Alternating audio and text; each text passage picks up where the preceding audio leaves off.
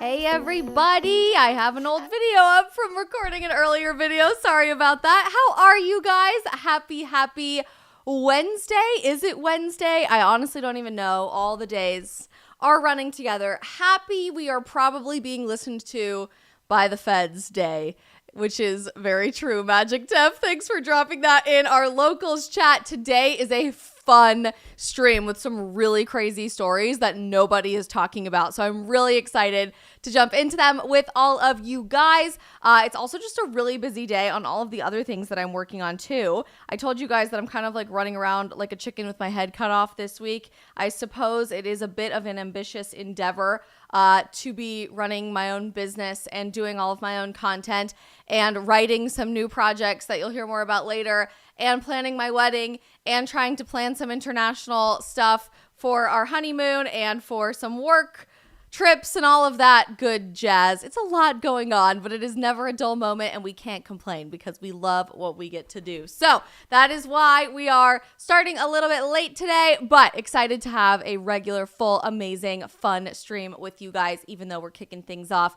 closer to 3:30 than 3 o'clock. We've got a ton of people tuning in right now across all of our platforms, which we love to see. We are live right now on YouTube, on Facebook, on Rumble, on Getter, and on Locals, and love to see all of you guys active in the live chat. Don't forget to keep introducing yourself and letting us know where you are watching from. If you guys are relatively new on the stream or you haven't been using the live chat, we really want to make sure that you guys get to interact with one another just as much as I get to see what you guys are thinking and create this sense of community and connection and authenticity in a real-time format here on our little corner of the internet. We're going to say hi to some people to kick off the stream as we are getting started. But before we do that, I just want to say, if you haven't already, hit the like button or the repost button if that's available to you on this stream to get as many eyes on it as possible. Please do that. Ring the little notification bell to make sure that you always know when we go live for a stream or when we upload a new video.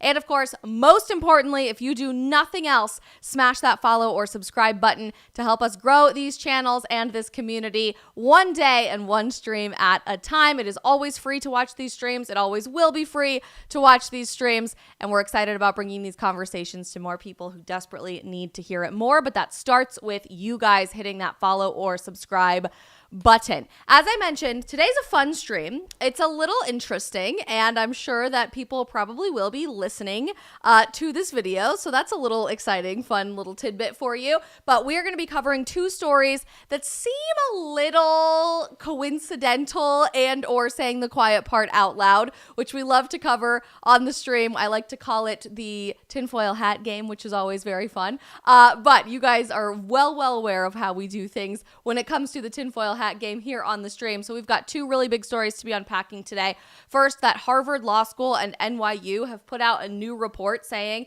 that the next global pandemic is probably going to be coming from right here in the US of A. It's their 30,000 foot level prediction with some analysis that we're going to be unpacking, and you'll never guess where it's coming from. It's pretty crazy stuff. Plus, that scientists have accidentally somehow uncovered unlimited renewable energy. I highly doubt the people who have invented this or discovered it will be around with us for much longer, so rest in peace to them. But it's a really crazy story, and Nikola Tesla would think that this is an absolute dream come true. So really interesting stuff to be unpacking. Excited to dive into all of it with each and every one of you today, and let's jump in and say hi to some people. Evan, hello. You are always like first or second in our YouTube chat. We love to see it. Orthodox Russ and Marky are watching. Daloon is here. A Servant of Humanity's watching. GFact and GeekyTube Gaming are watching. Joy Boy is watching from India. Super cool. Dutch Canadian is watching on from the Netherlands on YouTube. Orthodox Russ, thank you for always sharing on your other platforms as well. Always means the world to me. Over on Rumble, Engine God says, first time here. It came up as suggested in my feed. Awesome. So glad you guys are here. Same with Curl Deb, and Matthews Dare is watching over on Rumble. Nitty Witty and Charles And are kicking things off for us in our Getter chat. Johnny, Mountain Lover, Magic Def, AJ, African warlord, of course, Alex with the tinfoil hat, and Tito and our entire locals gang, Crazy Cat Lady, are all active in our chat over there. I'm going to be reminding you guys at the end of the stream as well, but just as a reminder, especially if you are new, Locals is a place where you can get even more content than our live stream. You can watch the stream every day over there as well, but we have a couple of series that exist only over on Locals for you guys. We do a little Locals hangout and Q&A after every single stream, Monday through Friday, and it's a great opportunity for you guys to meet each other and have a bigger, intimate sense of community with one another from all over the world. So if you're ever interested in joining us on Locals, you can always click any of the links that I drop to join us on Locals and switch to watching the stream over there because we have all kinds of really exciting stuff over there as well. Okay. Which one should we start with? Harvard and the next pandemic or the scientists? I think we're going to go Harvard first because I heard nothing about this, quite literally nothing, until a few weeks ago when I was scrolling through TikTok. Shocker, by the way, how all of the interesting and somehow more relevant news that I see on social media or on the media period is all coming from social media and is more specifically coming from TikTok. You guys know I'm a bit of a TikTok stan, even in a world where a lot of people have some doubts and confusion about TikTok. I am always finding the most interesting, compelling, and quiet part out loud stories only on TikTok, far more than Instagram, far more than YouTube or Facebook or anywhere else that we do the stream or some of my long form content. TikTok is where normal people, average, ordinary people, are uncovering stories that impact normal people that the mainstream media really doesn't want you to talk about one bit whatsoever. And the TikTok video that I saw about this actually tied it back to the larger topic that I want to tie it back to as well. But after about a week that this video had been up and it had gone super viral on TikTok, just then did the mainstream media barely start to cover some of this. And I later ended up seeing an article about this with USA Today, but it barely touches the surface of where I think this is a really ridiculous, crazy story that very few people are talking about that we absolutely need to be talking about. So again, I saw this first on TikTok. Then USA Today was really one of the only mainstream outlets that started covering this. But apparently, in case you haven't heard, the next pandemic is likely to originate from the U.S. meat supply, according to a new report. USA Today says that the next global pandemic could come from the United States. It's a little bit of a glitchy website. That is the sobering message of a report from Harvard Law School and NYU explaining how humans, livestock, and wild animals interact here in the United States. That in and of itself is kind of a clickbaity headline. It's kind of a scary headline and doesn't really unpack how a global pandemic or a crazy new disease outbreak, an epidemic even in the United States, could come from the meat supply or the animal supply in the United States. So, being the public health student that I am from my graduate degree at Georgetown, I was really fascinated to figure out why they were saying that. What is the reasoning for all of that? And is this really likely to turn into a massive pandemic? Or is this just something that people are clicking on and have no idea what's coming, have no idea why the meat supply and our agriculture industry could lead to a pandemic, but we're really just trying to scare people, which is a lot of the same media tactics that I think we've all seen used in the last several years, not just in America, but across the world. We have a ton of international viewers on the stream all the time. So interesting, right? Just an interesting headline to start things off. So being the good public health student that I am, I go and I click on this article and this report that was put together by Harvard Law School and New York University in coherence with each other. The link that was in this article from USA Today sent me to Harvard Law School's Animal Law and Policy program, which I found a little bit interesting to begin with. And they put out this report, this policy analysis at the beginning of last month, July 6th, saying that zoonotic disease threats in the United States have now been uncovered in this comprehensive new report. If you didn't study science or you're just generally unaware of like Latin roots and phrases, zoonotic obviously means coming from animals. So a zoonotic disease would be originating from animals that is somehow spreading to people. We have a lot of zoonotic diseases that we're already aware of, like swine flu, like avian flu, those sorts of things. But they are anticipating that there are new zoonotic disease threats in the United States that have been uncovered in this new report from Harvard Law and from New York University. Here's what Harvard wants you to believe is the next major disease threat coming to specifically America and then going all over the world from there. Okay, this is fun. Unpack this one with me in real time. Animal industries in the United States. What's an animal industry? Meat, pretty much. I mean, we eat animals, so this is really what they're talking about. Animal industries in the United States pose a serious risk of future pandemics, and the U.S. government lacks a comprehensive strategy to address these threats. In other words, meat is probably going to make us all sick, according to Harvard Law School, and the U.S. government doesn't have enough regulation over the meat industry, which they already have massive regulation over, to address any potential threat, serious risk of a future pandemic. Let's see what Harvard Law has to say about all of this a little bit further. The analysis that they have put together calls for tightening existing regulations and implementing new regulations, so more government control at the federal level, in order to prevent, this is all preventative, zoonotic-driven outbreaks. This report is the first to comprehensively map networks of animal commerce that fuel zoonotic disease risk in the U.S. It analyzes 36 different animal industries, including fur farming, which is a very small industry of animal industries in America, the exotic pet trade, hunting and trapping, so you can't hunt your own meat. No, that might make you sick.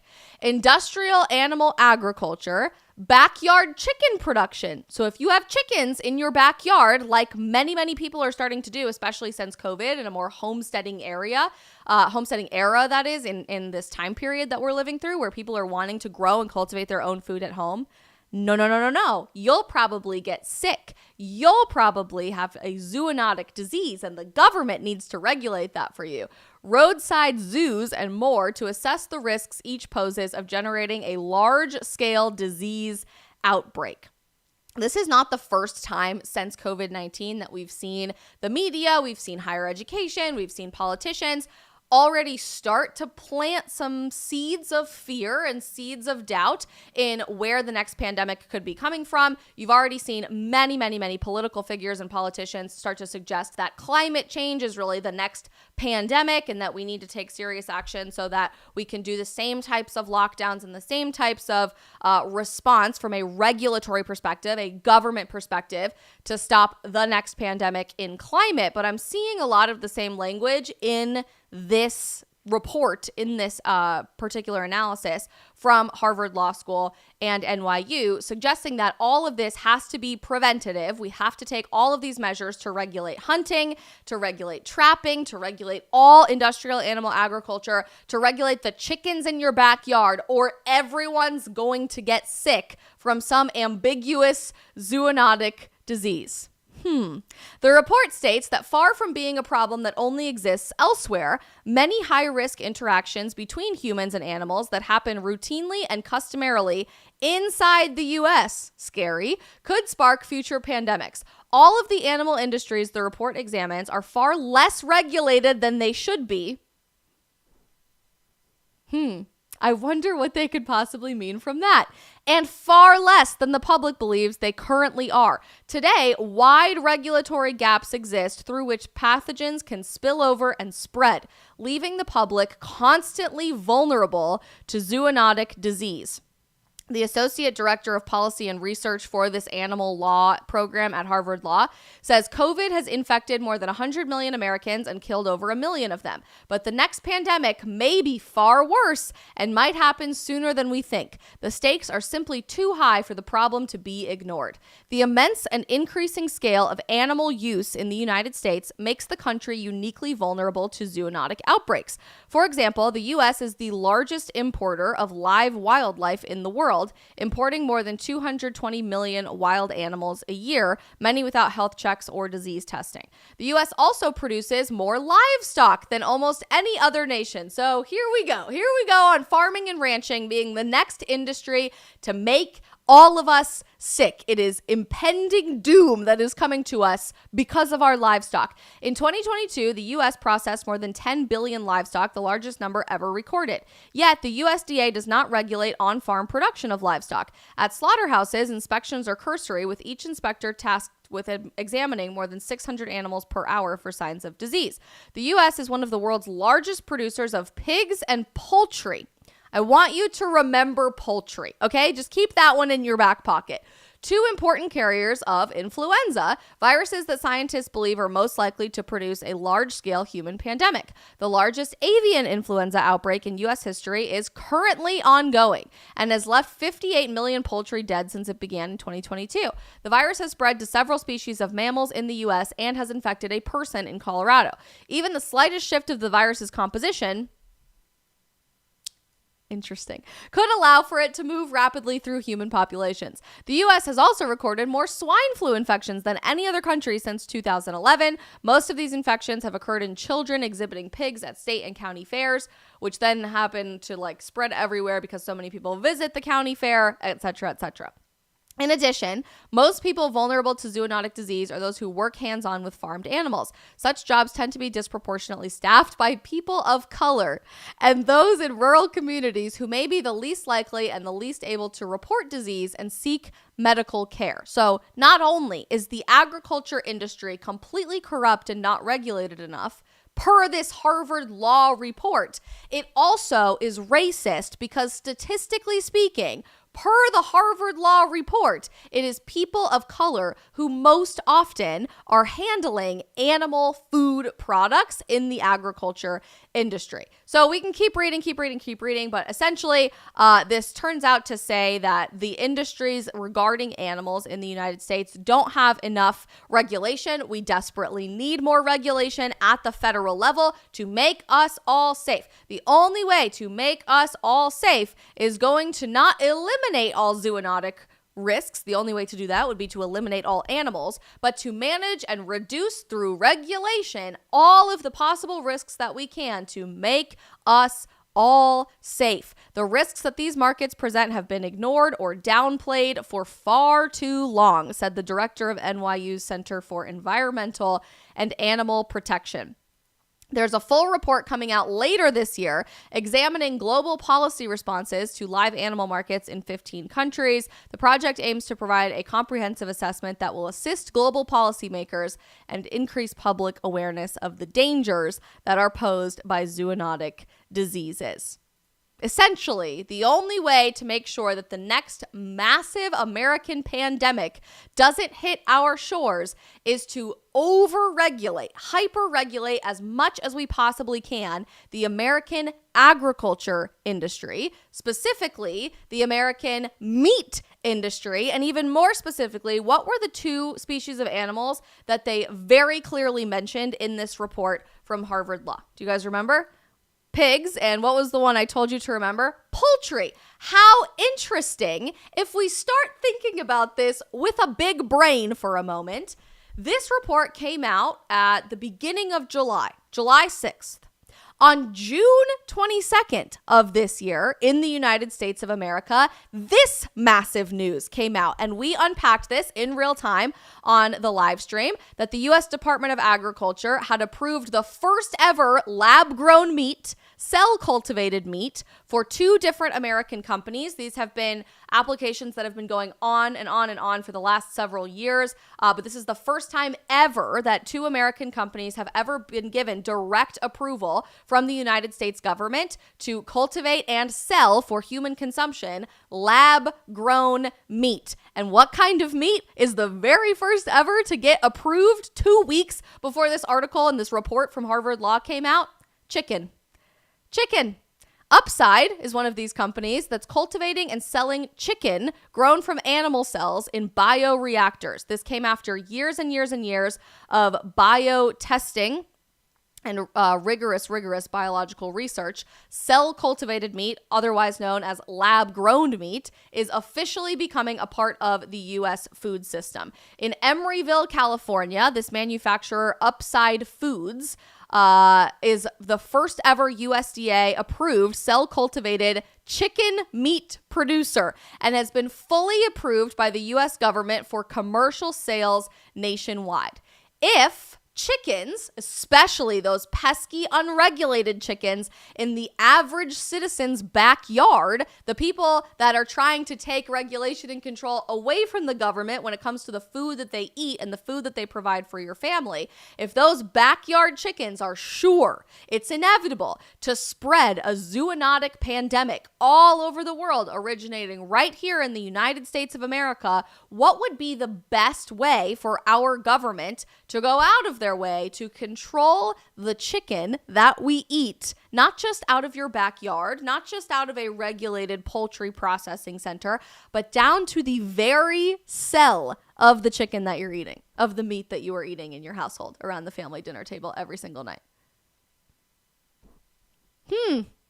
I'm just saying. They hailed this as a manufacturing industry historic moment in American culture. And certainly I would say that it is historic. I wouldn't say that it's historic for all of the right reasons. And you could not pay me all the money in the world to be eating lab grown meat. No, thank you. That is extremely problematic for me. But I have to remember, based on the stream that we did a few weeks ago, I guess this would have been in late June, so a few months ago, about lab-grown meat being approved for human consumption and human use, that there were a few names that came up of very wealthy and very powerful people invested in making this lab-grown meat revolution happen, at least here in the US to begin, but probably in all of the countries that our international streamers are watching about right now. And one name keeps coming up in particular: Bill Gates, who ends up being one of the biggest investors in this Upside Foods, the first company to get approval to grow lab-grown chicken in a lab, in a bioreactor, and then sell it to you either in the grocery store, through the restaurant industry, etc. Good Meat was the other company that was approved for this. And they are actually approved already to sell their chicken in Singapore. So this is happening in other parts of the world as well. But if we zoom in on this Upside Foods company, they have some of their biggest investment from Bill Gates, Richard Branson, and also the Whole Foods founder, John Mackey. So if you don't think that lab-grown chicken is coming to your Whole Foods because it's not a whole food, think again. The founder of Whole Foods is one of the biggest investors in this Upside Food company. And all of these people who provide investment to all sorts of other endeavors as well, when it comes to energy innovation, when it comes to pharmaceuticals and the pharmaceutical industry, especially from a pandemic perspective. I know we saw a lot of that investment from this guy, Bill Gates. They're seeing lab cultivated meat, lab grown meat, as a possible solution for global warming, inhumane treatment of animals, and growing global hunger. Not to mention a great return on investment, right? If we can sell lab-grown meat as a safer alternative, because you're not going to get sick from a zoonotic disease in the backyard chicken perspective, if we can sell it as a better alternative for the environment, even though, as we unpacked on the stream several months ago, lab-grown meat has a catastrophically larger impact on the United States environment and the environment as a whole, but we're zooming into the US here, when it comes to carbon emissions than the actual agriculture industry. We read one report from the University of California system, and I can't remember what school it was, what branch of the UC system it was. You guys might remember. A few months ago, saying that lab-grown meat facilities have a 25 times higher output of carbon emissions and disastrous results on the environment than just normally cultivating meat. So we're selling this as healthier, even though there are some people very concerned that lab-grown meat has some cellular signaling problems and that maybe tumor suppression might be an issue. Your body might turn off the gene for tumor suppression if you're eating lab-grown meat cultivated from stem cells. Again, that's just a concern at this point, but it is out there. It is a concern by many, many scientists concerned about lab-grown meat. We're selling this as a better environmental solution, even though it's up to 25 times worse for the environment than just cultivating normal meat from an animal in a slaughterhouse. And of course, it's just better all around because it's more humane for everyone involved. Is it though? Is it though? And it's the greatest solution that our food industry could have ever come up with. They're saying that the latest FDA approvals are a watershed moment for the burgeoning cultivated meat, poultry, and seafood sector, and for the global food industry. Now, this isn't just something that you might think about when you go to the grocery store. It's not something that you would order online directly from Good Meat or Upside Foods. In America, lab-grown meat is already on some menus in restaurants, and I'm really interested to see if these are going to be mandated to be reported, because I actually don't know the answer to that. You guys might know better than me, but if I'm ordering a chicken entree or a salmon entree or a steak entree at a big restaurant, I don't typically ask, where did you source your meat from? I would reasonably assume that it was sourced from somewhere pretty nearby, probably a meat facility really nearby to the city that I'm eating at a restaurant in. I would assume that if it's a farm to table restaurant, they would be cultivating their meat from a farm that's not very far away from the restaurant. But how are we reasonably going to be able to tell whether or not the meat that we are ordering, the chicken entree that we're ordering at our favorite restaurant, or that we're serving at a wedding, or that we go buy at Chick-fil-A or whatever, isn't lab-grown meat, but is a real chicken? I guess we have to just start asking now, but I'm sure that most of these restaurants will not be regulatorily mandated to let us know where they are getting this from. This is from a radio station that reported this literally today. Is today the 16th? I think it is. Or maybe yesterday. Lab-grown meat is not just the future of dining. It is already on some restaurant menus in San Francisco and Washington, D.C. that are already serving lab-grown chicken. Some say it's a more climate-friendly option, but it's too early to tell how advantageous this new culinary creation could be for the planet. So if you're eating out in San Francisco or Washington, D.C., it's probably time to be asking, hey, just out of curiosity, where are you getting your meat from? I don't know, just a question. Remember how I said that there was a specific name when it came to the investment in a lot of these companies, particularly Upside Foods, that made me interested, at the very least, as to why we are pushing lab-grown meat so hard. And that name was Bill Gates. In March of this year, CNBC did a massive story on the lab-grown meat industry, showing that Bill Gates and Richard Branson were some of the biggest investors in the lab-grown meat industry, and they are financially betting on lab-grown meat becoming the food of the future. If you're making a massive blank check investment into these companies, of course you're making basically a bet, a gamble on whether or not these companies are going to take off. And if this is the food of the future because you want a return on your investment, this isn't a donation. This is an investment with investors. And even meat companies like Tyson, you go buy frozen meat in the frozen food section at the grocery store. Tyson is a very common name. And Cargill could put clean meat. They're calling it clean meat because it's not dirty. It's not going to give you a disease like the chickens in your backyard. They're trying to put this clean meat or lab-grown meat on grocery shelves within 3 years. Again, if I go pick up a bag of frozen chicken nuggets, how am I going to know that it's coming from a real chicken or a lab-grown chicken? Because I don't want to eat a lab-grown chicken. No, thank you. Unsubscribe. This is a really unprecedented area. Talk about little to no regulation, by the way, but a really unprecedented area that very few people are thinking logically about as lab-grown meat is being approved for human consumption in America and around the world.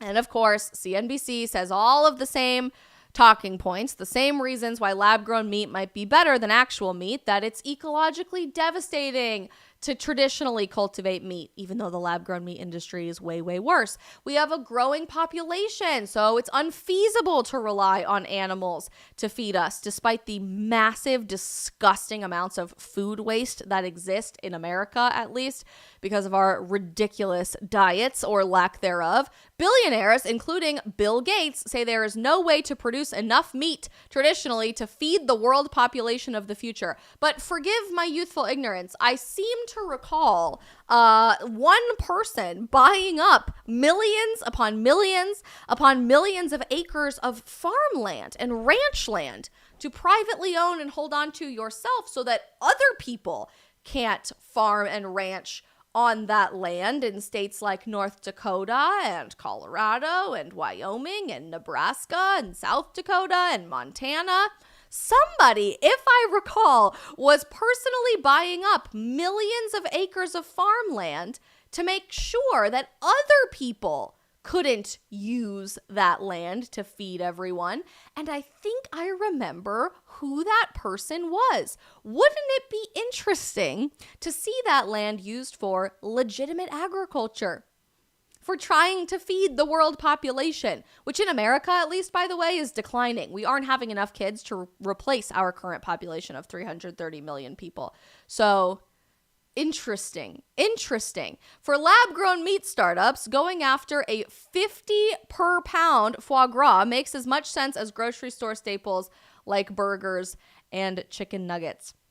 So if this person is investing so much money into making sure that the lab-grown meat industry is not just a bet, but it is the food of the future, going along with all of his other investments about climate change, about renewable energy, about the pharmaceutical industry, and more, you would think that there might be a connection somewhere between lab-grown meat becoming the food of the future and getting approved by the US government, and Harvard, a few weeks later, Harvard Law School and NYU, some of the most prestigious academic institutions on the face of the planet, telling you that traditional meat actually taken from an animal, especially if you hunt that animal yourself and you slaughter that animal yourself, and especially if that animal is living in your backyard, like a chicken in your backyard, that's gonna make you sick. But what would the link possibly look like? Oh, well, it turns out Harvard is one of the biggest areas that the Bill and Melinda Gates Foundation and Bill Gates as an individual donates an unbelievable sum of money every single year. So that's fascinating. As of 2020, we know that the Bill and Melinda Gates Foundation is one of, if not the largest private charity in the world. They currently have an endowment of about $50 billion, and it has paid over that amount in grants to date. While the foundation's primary focuses are improving global healthcare and fighting extreme poverty, it also directs substantial resources to expanding education access, including within Harvard University. In the organization's first year, the Bill and Melinda Gates Foundation endowed the Harvard Graduate School of Education and the Center for Collaborative Education with grants of over $8.5 million.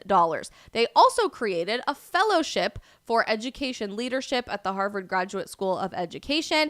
And even more recently, the Bill and Melinda Gates Foundation donated roughly $50 million towards early childhood development and public health research at the Chan School of Public Health and the medical school at Harvard University, uniting two of the charity's core focal points. Just interesting to think about.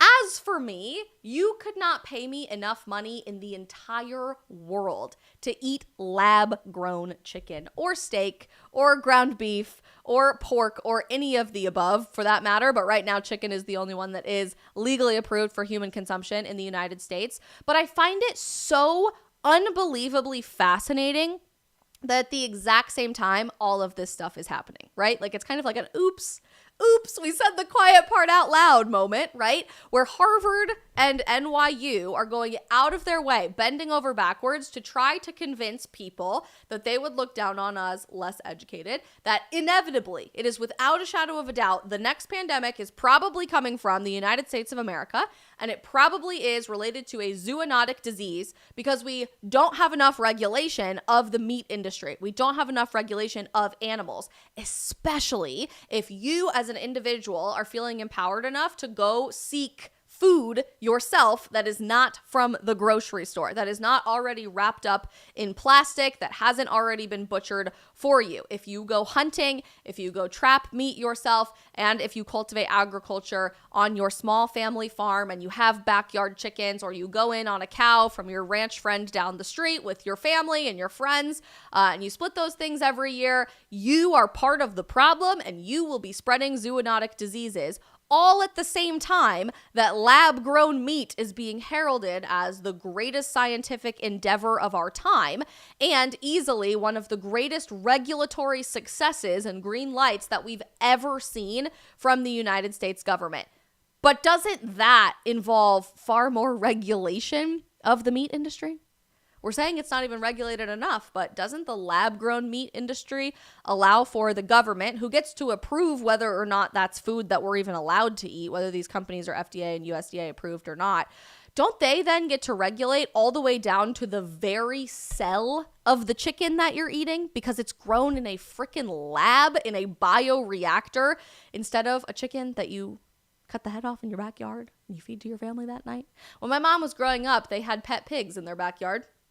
And they lived in a cute little doghouse. And she loves to tell this story all the time when they were living in Oklahoma, that they had pet pigs, Arnold and Brandy. And one day, Arnold and Brandy were not there and they had bacon for dinner. So it's just interesting that that story of American agriculture, of farm to table food, even hunting for your own food, which is really common in areas where I grew up in Colorado and Idaho. My sister's boyfriend grew up in Alaska, and it's extremely common in Alaska to go on your annual caribou hunt, your annual salmon and halibut fishing trip, and you stock your freezer for the whole winter and you are good to go. But that is the food that you eat. You go find it for yourself. That is already becoming less and less and less and less common over time in the United States because our food industry is so unbelievably regulated. Independent farms and ranches are being shut down by larger conglomerates that are taking far more of the market share than they should, and that isn't really a free market anymore. We're importing a lot of our meat from other countries, namely in South America, rather than supporting local American farms and ranches. And so we don't really know how those animals were raised. We don't really know what food they were eating or if they had any pharmaceutical treatment or any of the above. But now that's not even enough to outprice gouge and shut out American small farms and ranches, local farms and ranches. A lab has to be what feeds you moving forward because that's the only way that we're going to be more healthy. That's the only way that we're going to support the environment. That's the only way that we're not going to have another pandemic because that was really terrible what we lived through last time.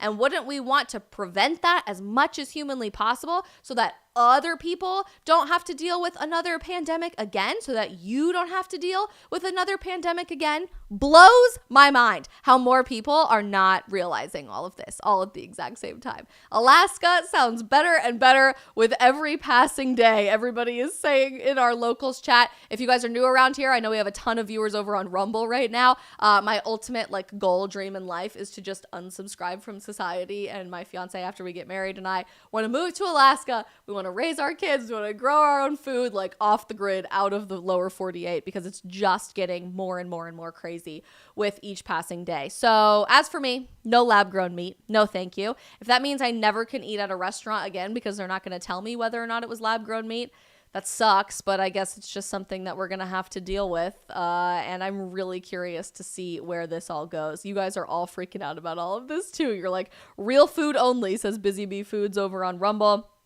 Tim says, I want to eat the real thing, not the fake meat. Yeah, me too, Tim. It is just not worth it. Daloon says, and just says, bratwurst in our YouTube chat. And you guys know, I'm never one to turn down a great bratwurst or a good hot dog. So that's story number one. honestly insane that we are dealing with all of that today, but should I even be surprised? No, probably not. Do your due diligence, understand where your meat comes from. If you guys haven't already checked out how to support local farms and ranches in your area, it's a lot more reliable to understand how those animals were raised. If you don't have the luxury of doing that, if you live in a really big city, check out Good Ranchers. They source all from local farms and ranches all over the country and support the American meat industry, the American agriculture industry, and they are a phenomenal company doing all of the right things. And just to keep in mind for all of these stories that are coming out in the future, not even just this one, Victoria just said in our Getter chat, it's always for your health and safety. You just have to follow the orders. Whenever you're seeing this targeted, one-sided, weird puzzle pieces all fitting together, media narrative from billionaire investors, from companies that are getting specific approval from the government, from higher education and academia institutions, from the mainstream media, and it all is kind of linking up together about it's for your safety, it's about prevention, it's about your happiness, it's about your health.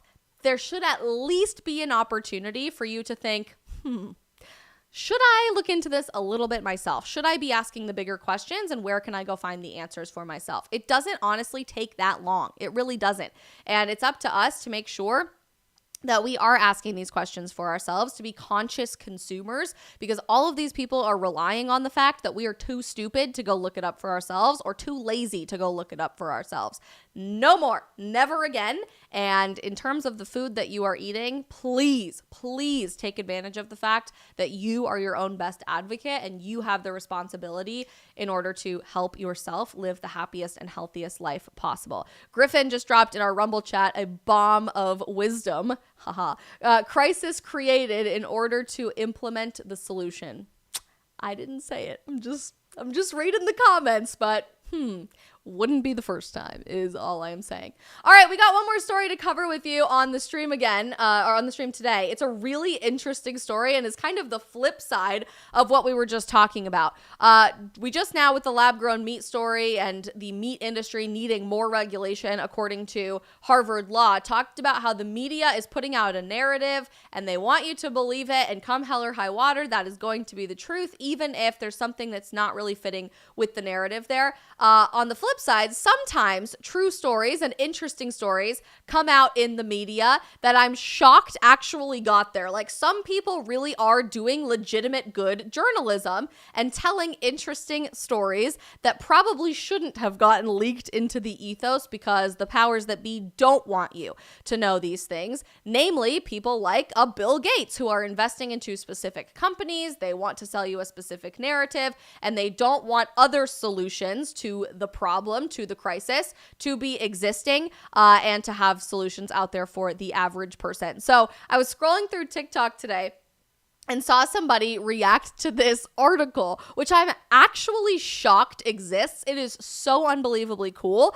that it exists for me as a scientist. Most of you guys probably know I got my degree in biomedical sciences for college. I went to graduate school for basically like public health and the regulatory side of all of those things at Georgetown for graduate school.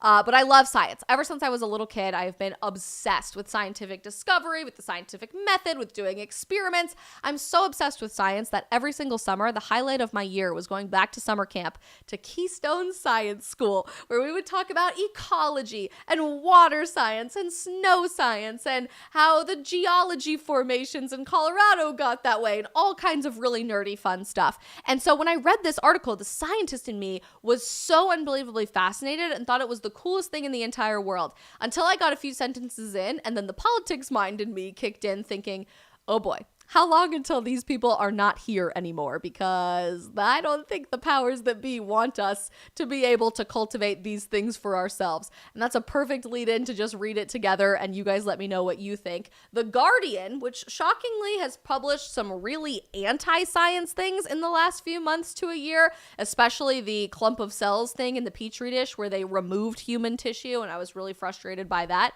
The Guardian, shockingly, published this piece, and I think this is great journalism. If we could have more articles like this, I would be a really happy person. But they published this with the headline, "It was an accident." Was it an accident? I'm inclined to immediately probably say no, but it was an accident. The scientists who have turned humid air into renewable power. I'm reading this and I saw this sitting there scrolling through TikTok in Miami, Florida in the middle of hurricane season, where today the humidity index is what? Let's check it out. Lately it's been in the 90s. It rains and it rains and thunderstorms and lightnings almost every single day. It's going to rain at 5 o'clock. So what is our humidity index? It feels like 98 degrees because of the humidity.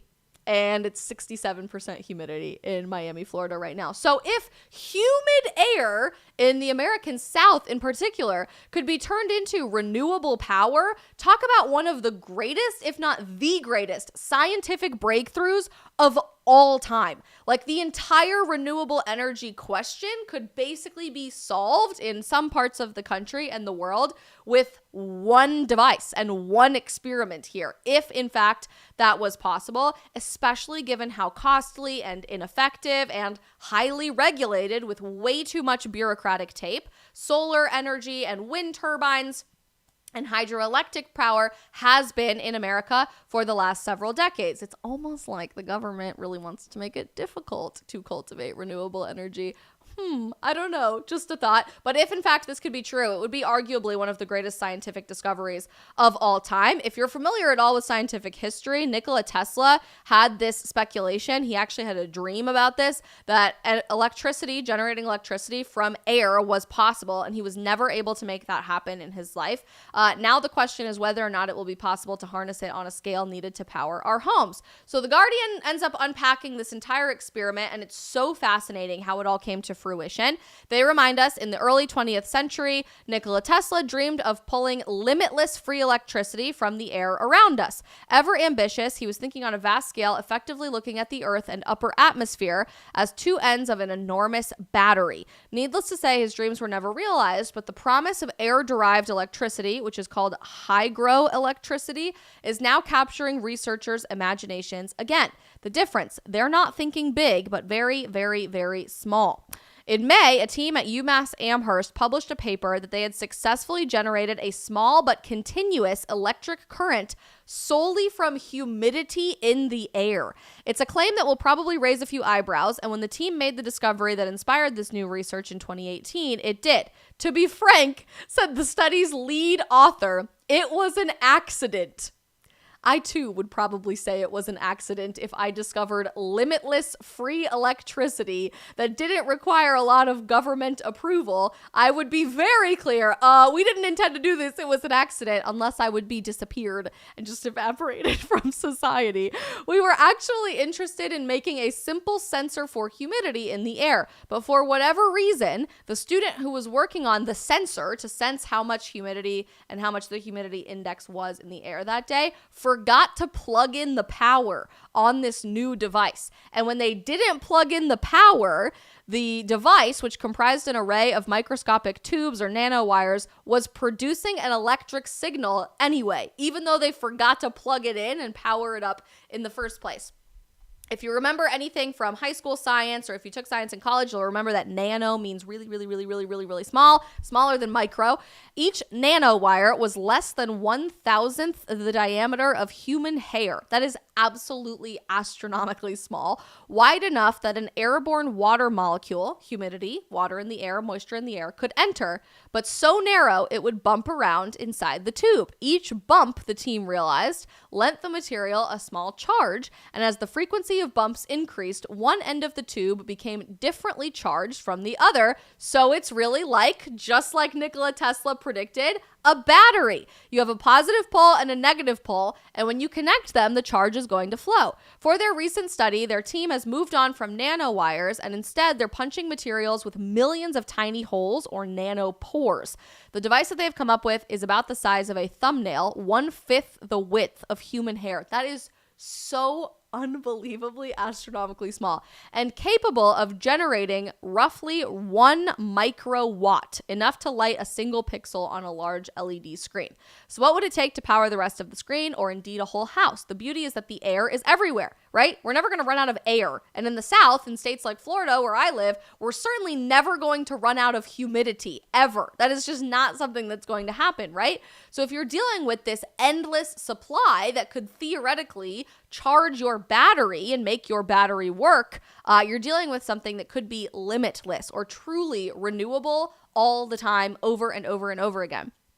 Even though a thin sheet of the device gives out a very tiny amount of electricity, in principle, we can stack multiple layers in space to increase the power. So then a few other professors and their students, it actually ends up being her sons, which is funny, for another research team, are starting to do just that. They are based in Lisbon in Portugal, and their project is called the Catcher Project, whose aim is changing the atmospheric humidity into renewable power, also trying to continue on the dream of Nikola Tesla that was never able to be realized. And along with this other team, they have founded a startup intended to commercialize the research. They first began working on the idea in 2015, well before the American-based team at UMass Amherst. We were considered the freaks, they said, the guys who were saying something completely impossible. In fact, trying to prove the worth of an early proof of concept at conferences had them literally red in the face. He says the signal was not stable and it was really low. We were able to generate 300 milliwatts, but first you had to put all of your effort into your lungs in order to breathe enough humidity into the samples. They've come a really long way since then. The European Innovation Council has given a lot of money to the Lisbon-based team, and they've created this thin gray disc that's only 4 centimeters across, like this big. According to one of these scientists, the device can generate a relatively modest 1.5 volts, but 20,000 of them stacked into a washing machine-sized cube could generate 10 kilowatt hours of energy a day, roughly the consumption of an average household in the United Kingdom. So a device, a battery essentially, pulling humidity from the air in a place like the UK where it rains almost every single day, in a place like Miami where it's unbelievably humid, or the American South where the humidity index can be like 90%. We're talking about something the size of a washing machine, pulling all of the moisture from the air and turning it into energy that could basically unlimitedly power your house.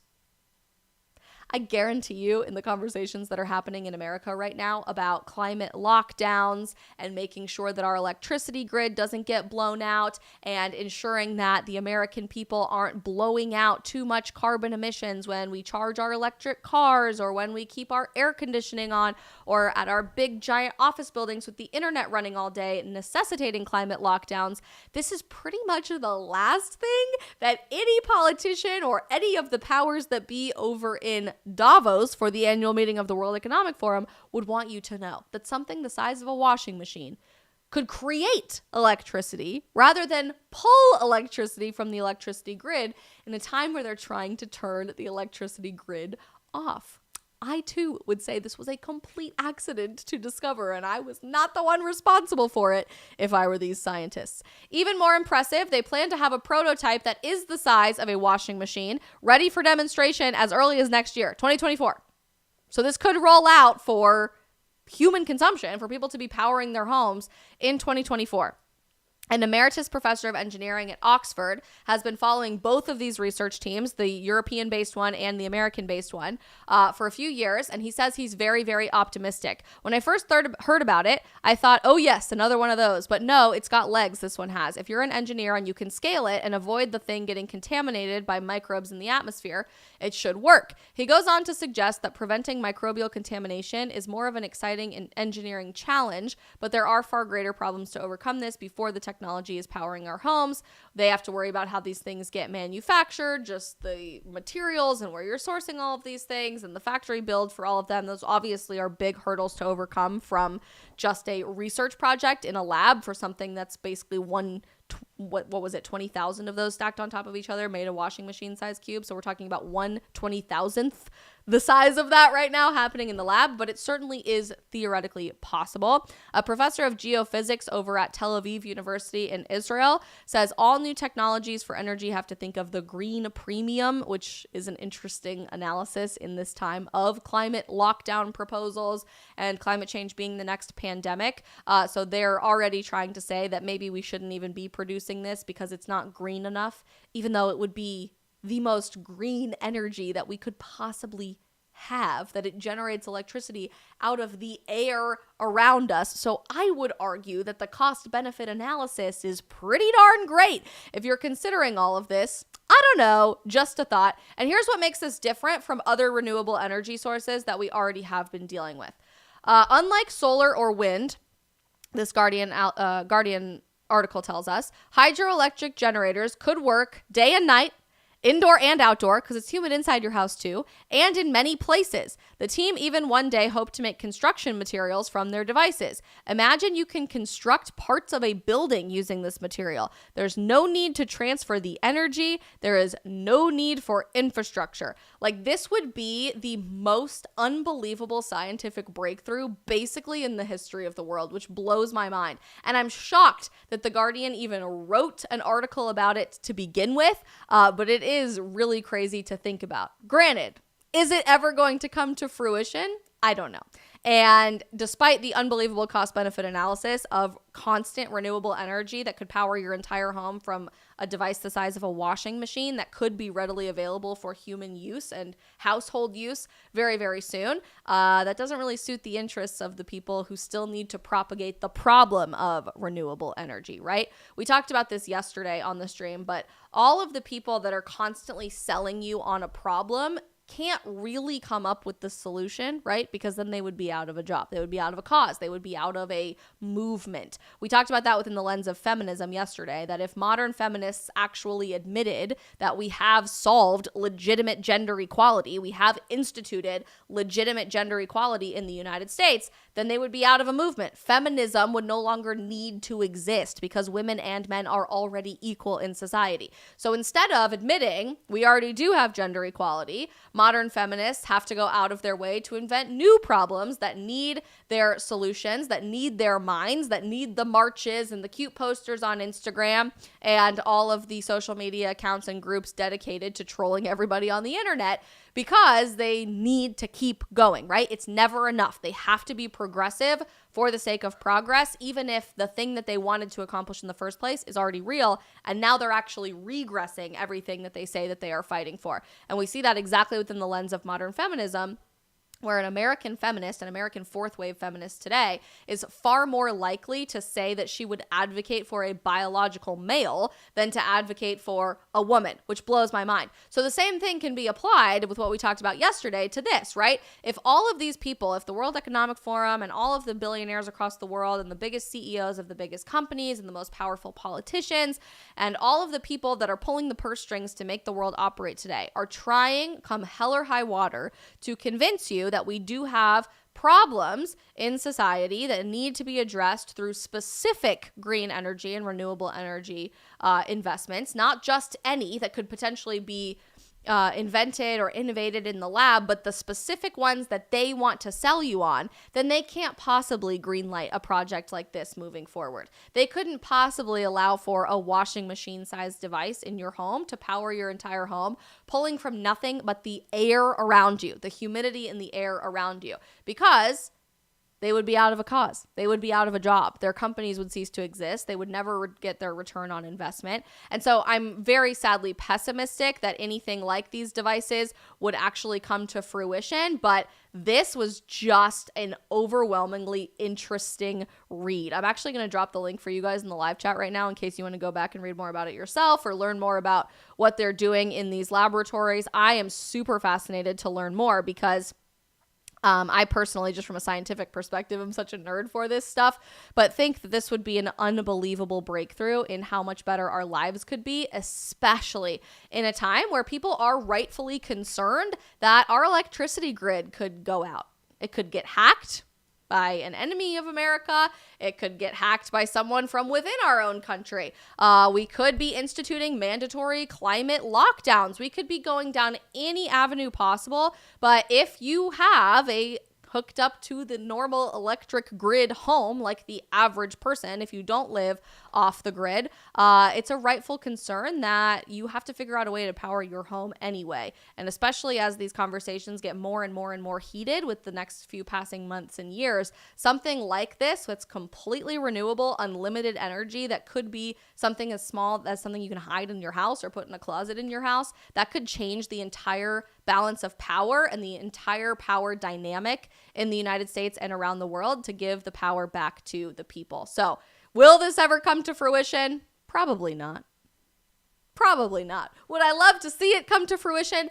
Abso-freaking-lutely. And please, please, please say a prayer for these scientists at UMass Amherst and the Lisbon-based team who probably need to go into hiding now or get some security for their lab at the very least, just like we do here on the stream. We had so many people watching over on Rumble today, and I'm so unbelievably glad that you guys are here. If you guys can all do me a huge favor on whatever platform you're watching on right now, and like this video, share it with some people, and most importantly, hit that subscribe or follow button. It makes such a huge difference to me as an independent creator. And since we do have so many people tuning in today, I will take a chance to just reintroduce myself as we close out the stream today, in case you want to come join us next time, tomorrow at 3 p.m. Eastern. My name is Isabel Brown. I am an independent content creator. I'm 26 years old. I'm based in Miami, Florida. And every single day, we host this live stream at 3 p.m. Eastern to talk about the biggest cultural issues that are specifically impacting our generation in Gen Z. We talk about dating, we talk about health, we talk about the environment, we talk about TikTok trends, we talk about faith quite a bit because that's a huge part of my life, and it is a really, really fun, exciting time for all of us to be building a real sense of community on the internet. The reason that we do these things live, and it's truly live, like I'm talking to you at 4:35 Eastern time right now instead of this being a pre-recorded video, is because especially in the right of center cultural space, I think there's way too many people with pre-recorded podcasts. There's way too many people with pre-recorded videos and highly scripted, highly curated, and highly edited content in a time where we absolutely need as much authenticity and what you see is what you get on the internet as possible. So I can make a promise to you that this is a true live stream. We are totally unscripted. We are totally authentic over here. If I mess up, if I am stumbling over my words or whatever, it's all happening in real time. But that sense of authenticity is so sorely missing from our world. And unpacking the biggest questions about society and culture from a youth perspective is so desperately needed if we are willing to bring objective truth back into the American story again, which is sadly something our world is very, very much vehemently rejecting. So thank you guys all so much for being here. Please, please, please do me a huge favor and hit that follow or subscribe button. If you guys aren't watching on Rumble, something magic happened over there in the algorithm today. We have over 1,000 people watching live on Rumble, which makes my entire day. So thank you guys so, so much for being here. And just as a reminder, at the end of every single stream, we host a little hangout Q&A with a smaller group of people where we get a chance to get to know each other a little bit better on Locals. Rumble, you probably know what Locals is because you guys are all owned by the same umbrella company, but Locals is a much more authentic and direct to communicate space. It's kind of like social media for people who hate social media. We host two different series over on Locals exclusively every single week. One is called Outdated, breaking down the biggest lies about dating and relationships and replacing them with the truth. And one is called Domus, which in Latin means our home and is about faith and the church and big questions about spirituality and what we are doing here on this side of heaven. So if that sounds something that's interesting to you, there's actually a button somewhere right there on Rumble for you guys to join my Locals community. It is right at the top of the description of this video, and we would love to see all of you guys joining us over there. And obviously, we're going to hang out over on Locals here in just a few minutes for our post-stream Q&A and fun little hangout conversation. So we'd love to see you guys join our Locals community. You guys are the best. I love you so much. We are back for the stream tomorrow at 3 p.m. Eastern, and Rumble, I expect to see all of you guys over there because this is a very fun, growing community, and we would love to see you guys come back tomorrow to talk about all kinds of other fun stuff. You guys are awesome. Hit that follow, subscribe button. Love you very much. Be good people. Tell the truth. Don't eat lab-grown meat, okay? If I die on one hill, it is going to be this hill.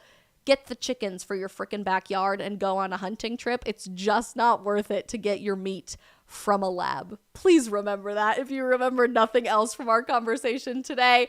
We'll see you back tomorrow at 3 p.m. Eastern, YouTube, Facebook, Rumble, and Getter. Locals, don't go anywhere, and we will be right back for our Q&A that all of you guys are invited to. Just click that link that I just dropped in the live chat. Bye, guys.